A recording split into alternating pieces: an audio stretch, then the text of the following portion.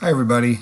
This week we're going to start Chapter 5, which is probably, of all of the things that you're going to learn in this class, maybe the most important thing.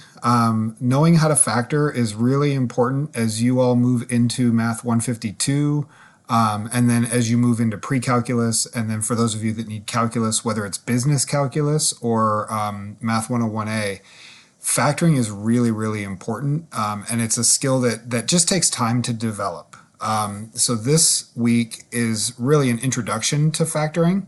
You're going to start in section 5.1 looking at factoring out greatest common factors and factoring four-term polynomials by grouping.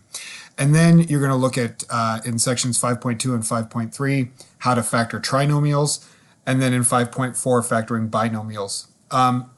This week, everything will be very prescribed. You'll look at a trinomial, you'll use a certain method, and you'll factor it.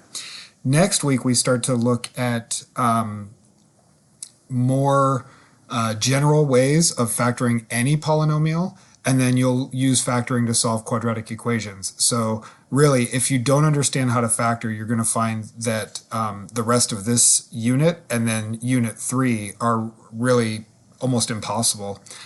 So put a lot of time into this week just getting comfortable with factoring different polynomials, and you're going to see in the sections all of those different things.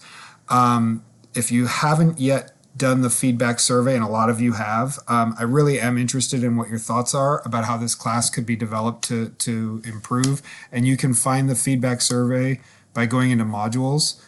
You can still scroll down to Unit 2, Week 2, and just click that open.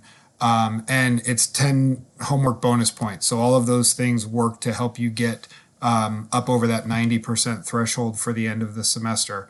You've been working hard so far, so keep it up. And, email me, let me know if you have any questions, like always.